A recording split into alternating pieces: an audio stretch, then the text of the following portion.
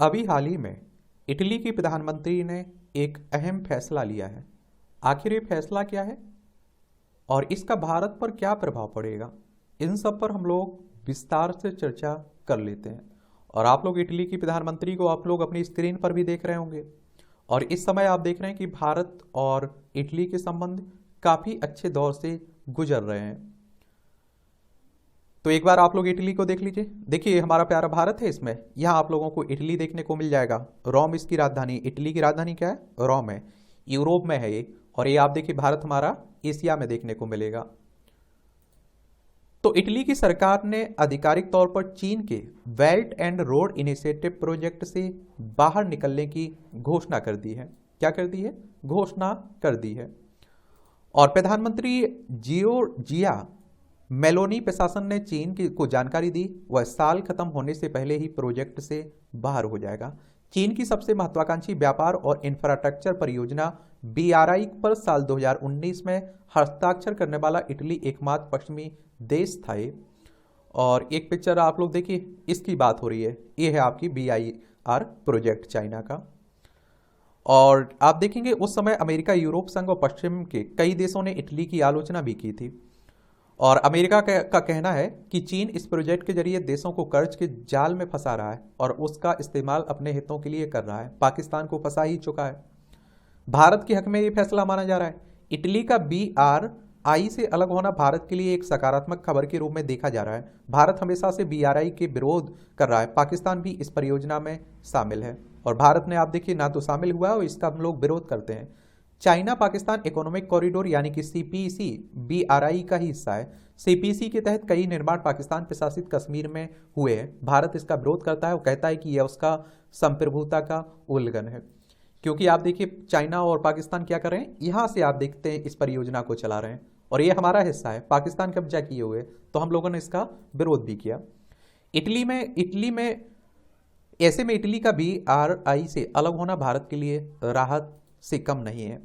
और भारत मध्य Europe corridor को चीन की बीआरआई के जवाब में देखा जा रहा है। इसी साल सितंबर महीने में नई दिल्ली में G20 सम्मेलन में इस परियोजना की नींव भी रखी गई थी। और इसमें भारत, इजराइल, सऊदी अरब, यूएई, जॉर्डन शामिल हैं। हालांकि इजराइल और हमास के बीच छिड़े युद्ध के कारण भारत मध्य पूर्व यूरोप कॉरिडोर को लेकर सवाल उठने लगे हैं। इससे पहले अर्जेंटीना ने ब्रिक्स में शामिल होने के फैसले से पीछे हटने का निर्णय किया था और ब्रिक्स प्लस में विस्तार देने के तहत अर्जेंटीना को भी इसमें शामिल होने के लिए आमंत्रित किया गया था। अर्जेंटीना के इस फैसले को भी चीन के खिलाफ देखा जा रहा है एक तरह से। और जब इटली ने चीन से मिलाया था हाथ, तो समझौता 2024 में मार्च में खत्म होकर ऑटो रिन्यू यानी अपने आप फिर से लागू हो जाएगा, बशर्ते दोनों पक्षों में से एक दूसरे को कम से कम 3 महीने पहले इस बात की जानकारी दी कि वो इस समझौते को आगे लागू नहीं करना चाहते। लेकिन अब इटली ने यह जानकारी चीन को दे दी है। और आप देखेंगे बीआरआई प्रोजेक्ट में इटली के शामिल होने के फैसले को प्रधानमंत्री मेलोनी ने पिछली सरकार की एक गंभीर गलती बताई और वे पहले भी यह संकेत दे चुकी थी कि इस प्रोजेक्ट से पीछे हटने का मन बना रही हैं वो। साल 2019 में आप देखिए इटली के तत्कालीन प्रधानमंत्री ग्यूसेप कोंटे ने चीन के साथ बीआरआई समझौते पर हस्ताक्षर किए थे। 2018 में इटली के वित्त मंत्री जियोवानी टिया के चीन दौरे के बाद इटली ने इसमें शामिल होने का फैसला किया था। और हालांकि मेलोनी सरकार ने इस बात पर जोर दिया है कि वह बीआरआई से कदम पीछे खींचने के बावजूद चीन के साथ अच्छे संबंध बनाए रखना चाहती हैं। इटली का चीन से आयात भी बढ़ा है, ये भी याद रखिएगा।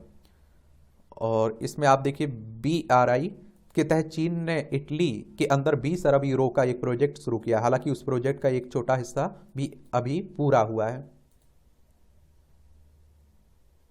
पिछले साल इटली ने चीन को 16.4 यूरो का सामान भेजा था। वहीं साल 2019 में निर्यात 13 अरब यूरो का था। इसके उलट चीन का निर्यात इस बीच 31.7 अरब यूरो से बढ़कर आप देखेंगे 57.3 अरब यूरो हो गया है। और देखिए आयात का मतलब होता है आप कुछ खरीद रहे हैं, निर्यात का मतलब होता है कुछ बेच रहे हैं आप लोग। यूरोपीय यूनियन की 2 सबसे बड़ी अर्थव्यवस्थाएं फ्रांस और जर्मनी बीआरआई का सदस्य न होने के बावजूद चीन के साथ कहीं ज़्यादा बड़े पैमाने पर व्यापार करती हैं। और पिछले साल आप देखिए प्रधानमंत्री की कुर्सी संभालने के बाद मेलोनी ने अपने पूर्ववर्ती पीएम की तुलना में अधिक पश्चिम और नेटो समर्थक विदेश नीति की वकालत की है इन्होंने। इटली का यह फैसला यूरोपीय संघ आयोग की अध्यक्ष उर्सुला वॉन डेर लेन और चीन के राष्ट्रपति शी जिनपिंग की अहम बैठक से पहले आया है। और बैठक के दौरान उम्मीद है कि डेर लेन यूरोपीय संघ में सौर पैनल और इलेक्ट्रिक कारों समेत सस्ते सामानों की आपूर्ति को रोकने के लिए चीनी राष्ट्रपति शी जिनपिंग की को चेतावनी भी दे सकती हैं। और क्या चीन का बेल्ट एंड रोड परियोजना क्या है, ये भी देख लीजिए। VRI प्रोजेक्ट की अवधारणा ऐतिहासिक दौर की सिल्क रूट को फिर से बनाने की कल्पना पर आधारित है। इसके जरिए एशिया में मौजूद चीन, यूरोप और दूसरे मुल्कों देशों से जुड़ना चाहता है। और ईसा पूर्व 130 से लेकर आप देखिए साल 1453 तक, यानी करीब 1500 सालों तक पूर्व एशिया, यूरोप के मुल्कों के लिए व्यापारी इन्हीं रास्तों का इस्तेमाल करते थे पहले। और आप देखेंगे कि सिल्क रूट कोई एक सड़क या रास्ता नहीं था, बल्कि ये रास्तों का एक नेटवर्क था जिसके जरिए न केवल व्यापार होता था बल्कि संस्कृति का आदान प्रदान भी होता था। और साल 2013 में इसी अवधारणा को हकीकत में बदलने के लिए चीन के राष्ट्रपति शी जिनपिंग ने बेल्ट एंड रोड परियोजना की शुरुआत की थी। इसके तहत चीन पूरी दुनिया में बड़े इंफ्रास्ट्रक्चर प्रोजेक्ट में निवेश करता है और जिसके जरिए सामान ले जाना, आना जाना लाना संभव हो। चीन के आलोचक मानते हैं कि महत्वाकांक्षी योजना चीन का हथियार है जिसके जरिए वो भू राजनीतिक और आर्थिक प्रभाव बढ़ाने की कोशिश कर रहा है। चीन का मकसद आप देखिए VRI के जरिए पूरे एशिया, यूरोप में करीब $1 ट्रिलियन का निवेश करना है। और चीन ने आप देखिए VRI की परियोजना में लगभग आप देखिए 100 से ज़्यादा देशों को जोड़ लिया है। और दुनिया भर में VRI की करीब 2600 परियोजनाएं चल रही हैं। इस परियोजना के तहत जिन देशों ने चीन से इस करार किया उनमें यह $770 अरब से ज़्यादा निवेश भी कर चुका चाइना। भारत का विरोध क्यों है इसको? चीन पाकिस्तान आर्थिक गलियारे भी चीन की महत्वाकांक्षी प्रोजेक्ट VRI का हिस्सा है। इस आर्थिक गलियारे को चाइना और पाकिस्तान इकोनॉमिक कॉरिडोर भी कहा जाता है। और आप देखेंगे पाकिस्तान की मदद से चीन ग्वादर बंदरगाह को विकसित करने की कोशिश भी कर रहा है ताकि वह समुद्र के रास्ते यूरोप तक आसानी से सामान भेज पाए। भारत शुरू से ही चीन के इस प्रोजेक्ट का विरोध कर रहा है क्योंकि मार्ग पाकिस्तान अधिकृत कश्मीर से होकर जाता है ना, हमारे हिस्से से। भले ही पाकिस्तान कब्जा किए हुए उस पर, तो उसका विरोध करते हैं हम लोग। और देखिए चाइना देख लीजिए, लद्दाख हो, हिमाचल प्रदेश हो, उत्तराखंड हो, सिक्किम हो, अरुणाचल प्रदेश हो, 5 राज्यों की सीमा लगती है हमारी चाइना से। तो यही कहानी है फैसले की और VRI प्रोजेक्ट की। इसे बेल्ट एंड रोड इनिशिएटिव कहते हैं, याद रखिएगा।